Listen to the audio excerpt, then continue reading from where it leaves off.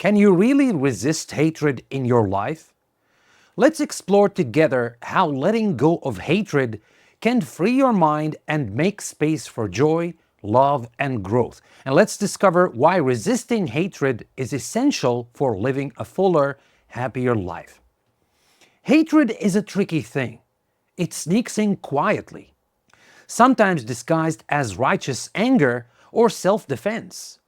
Before you know it, it settles in, grows roots, and starts occupying the corners of your mind.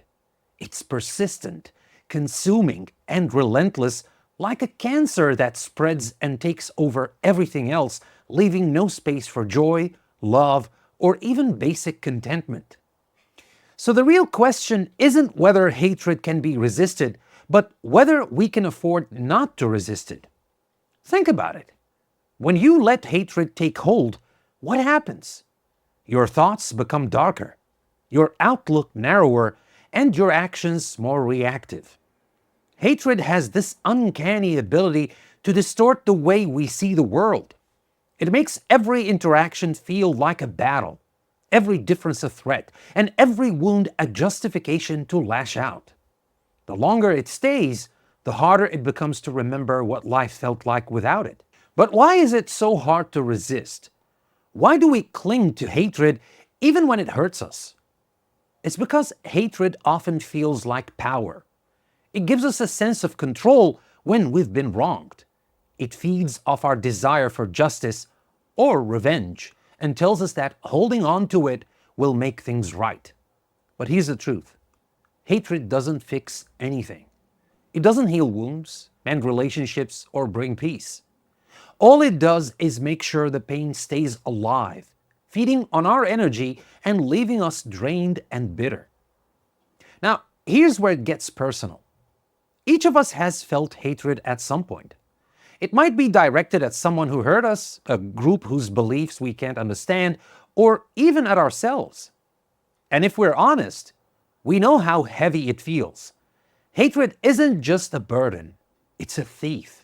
It robs us of our ability to see beauty, to connect with others, and to experience life fully. When hatred takes up residence in your mind, it doesn't just occupy space, it pushes out everything else. There's no room for gratitude, compassion, or growth because hatred demands all your attention. But resisting hatred isn't about ignoring the things that hurt us. It's not about pretending that injustice doesn't exist or that people don't do terrible things. Resisting hatred is about choosing what we allow to shape us. It's about acknowledging pain without letting it define us, and seeking justice without losing our humanity in the process. It's about asking ourselves, do I want to live with life carrying this weight? Or do I want to be free? And freedom, that's the key. Letting go of hatred isn't about forgiving someone else for their sake. It's about freeing yourself from the chains that hatred wraps around your heart. It's about reclaiming the space in your mind for things that actually matter: hope, love, curiosity, and joy. It's about choosing to focus on what builds you up instead of what tears you down. Of course, it's not easy. I'm not pretending it is. Letting go of hatred requires effort, patience, and a willingness to be vulnerable. It means confronting our own pain, understanding it, and finding healthier ways to deal with it. Sometimes it means seeking help, whether through conversations with trusted friends or guidance from a professional. And often it means practicing empathy, not just for others, but for ourselves. Because the truth is, a lot of the hatred we carry is rooted in our own fears and insecurities. So can you really resist hatred? Yes, you can. But it's a choice you have to make every single day. It's not about being perfect or never feeling anger again. It's about recognizing when anger is turning into hatred and deciding not to let it consume you. It's about replacing hatred with something better, a sense of purpose, a determination to grow, a commitment to live fully and freely. Life is too short to be weighed down by hatred. There's so much beauty in this world, so much worth loving and appreciating, but you'll miss it all if you let hatred take over. It's a battle worth fighting, not just for the world around you, but for the world within you. Because at the end of the day, the greatest victory isn't defeating others.